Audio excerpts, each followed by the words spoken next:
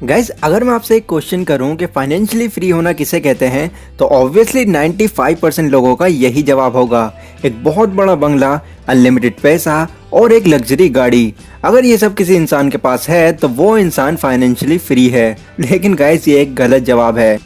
Financially free होने का मतलब है कि आपका टोटल जितना भी खर्च है वो आपके बिना कुछ किए आपके पास आता रहे, तो आप पूरी तरह से फाइनेंशियली फ्री हो।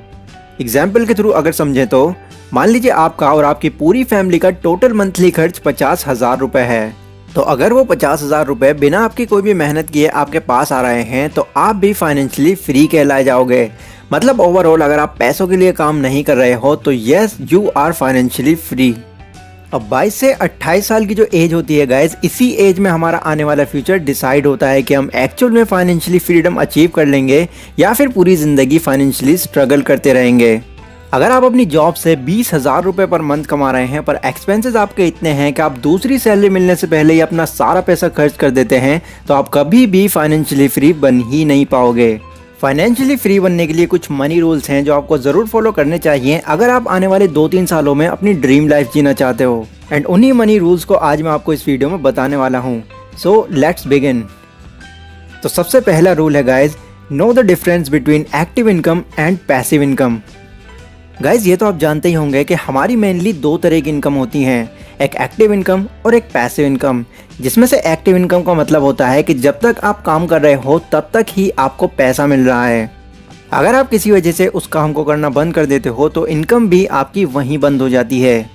एग्जाम्पल के लिए आपकी कोई भी ऐसी जॉब जो सिर्फ एक मात्र तरीका है आपके पैसे कमाने का, जब तक आप उनके लिए काम कर रहे हैं तब तक वो आपको इसके पैसे दे रहे हैं। बट अगर आप 1-2 महीने की वहाँ से छुट्टी कर लेते हैं तो पैसे देना तो दूर की बात है, हो सकता है वो आपको उस कंपनी से भी निकाल दें।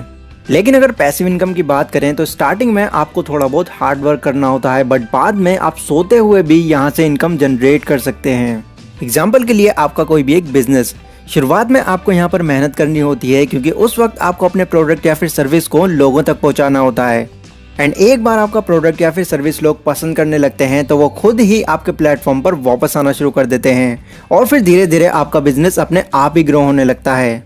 जितने बड़े लेवल पर आपका बिजनेस चलने लगता है उसी हिसाब से आपको बाकी लोगों को भी हायर करना होता है। एंड यहाँ आकर आप बिल्कुल फ्री हो जाते हो। अब अगर आप काम नहीं भी कर रहे हैं तब भी आपको वहाँ से इनकम आ रही है क्योंकि आपके काम को उस वक्त आपके वर्कर्स कर रहे होते हैं। तो अगर आपको इस एज में आकर जल्द से जल्द फाइनेंशियली फ्री होना है तो सबसे ज़्यादा फोकस आपको अपनी पैसिव इनकम पर करना होगा। और ये कैसे पॉसिबल हो पाएगा? ये पॉसिबल आपकी एक्टिव इनकम से ही हो पाएगा। आपको तब तक एक्टिव इनकम पर ही काम करते रहना होगा जब तक आप वहाँ से एक पैसिव इनकम जनरेट करने लायक मनी अर्न नहीं कर लेते। उसके बाद आपके लिए मल्टीपल स्ट्रीम्स खुल जाएंगी जहाँ पर आप अपना पैसा इन्वेस्ट करके और कहीं ज़्यादा प्रॉफिट कमा सकते हो।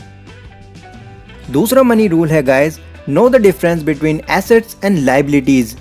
इसको बिल्कुल सिंपल तरीके से अगर मैं आपको समझाऊं तो एसेट्स वो होते हैं जो कि आपको पैसा अर्न करके देते हैं और लाइबिलिटीज़ वो होती हैं जो आपकी पॉकेट से भी आपका पैसा खींच लेती है। एग्जाम्पल, मान लीजिए आपकी 30,000 पर मंथ की एक नई जॉब लगी है और आप 3-4 महीने बाद ही अपने दोस्तों में शो ऑफ करने के लिए एक कार फाइनेंस करा लेते हैं। अब भले ही आप लोगों को बाहर से कितना भी अमीर दिखाई दे रहे हैं बट सबसे पहले आपको हर महीने इसकी इंस्टॉलमेंट देनी होगी जो कि अराउंड 10,000 रुपये की होगी। इसके बाद इसके डेली पेट्रोल का खर्च, एंड अगर आपके घर में इतना स्पेस नहीं है कि आप इस कार को रख सको तो एक और खर्च इसकी पार्किंग का भी। तो यहाँ पर सिर्फ एक कार खरीद लेने से अगर आपकी 30,000 रुपये की सैलरी 10-15,000 तक ही सीमित रह जाती है तो ये आपके लिए एक बहुत बड़ी लाइबिलिटी है। वहीं इसके अलावा अगर आप एक टैक्सी फाइनेंस कराकर किसी को रेंट पर दे देते तो आप पूरी इंस्टॉलमेंट उसी टैक्सी के रेंट से भर सकते थे एंड इवेंचुअली 1 या 2 साल के बाद वो टैक्सी आपकी खुद की हो जाती। तो ये एक बहुत ही बड़ा फ़र्क होता है एसेट्स और लाइबिलिटीज़ में। अब ऐसा नहीं है कि आप किसी भी चीज़ को देखकर ही बता सकते हैं कि ये एक एसेट है या फिर लाइबिलिटी है। ये चीज़ पूरी तरह आप पर डिपेंड करती है कि आप उस चीज़ को बनाते क्या हैं।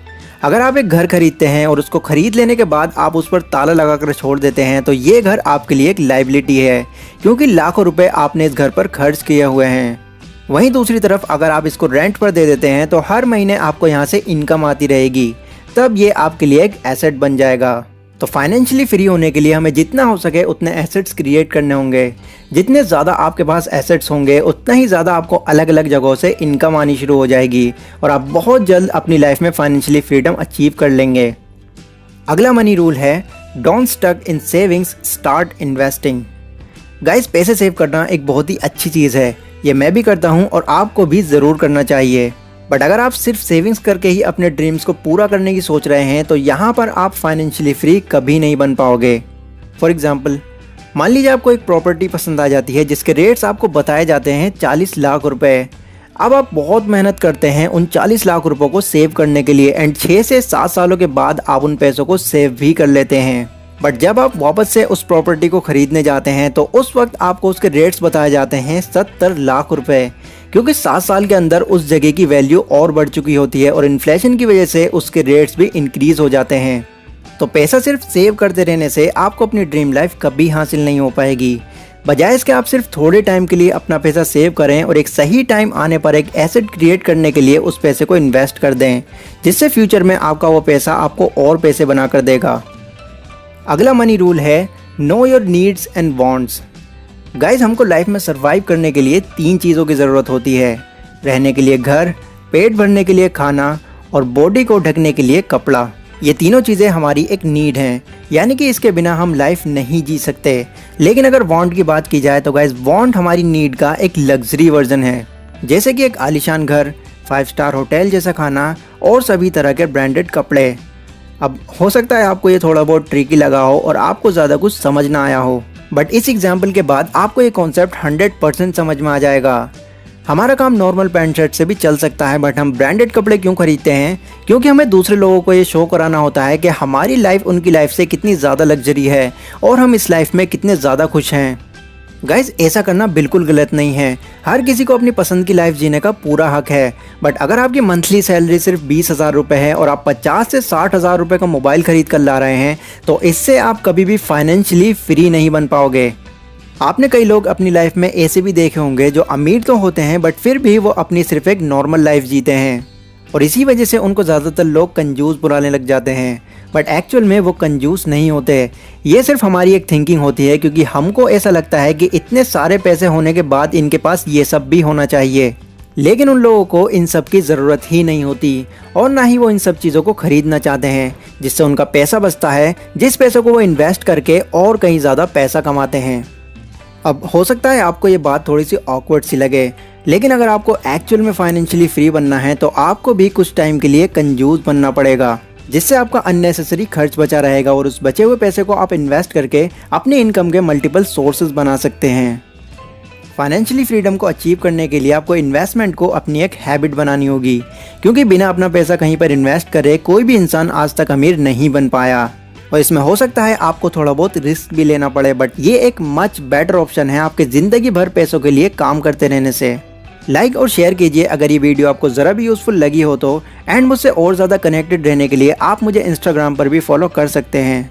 तो मैं मिलता हूँ अपनी अगली वीडियो में, तब तक के लिए टेक केयर।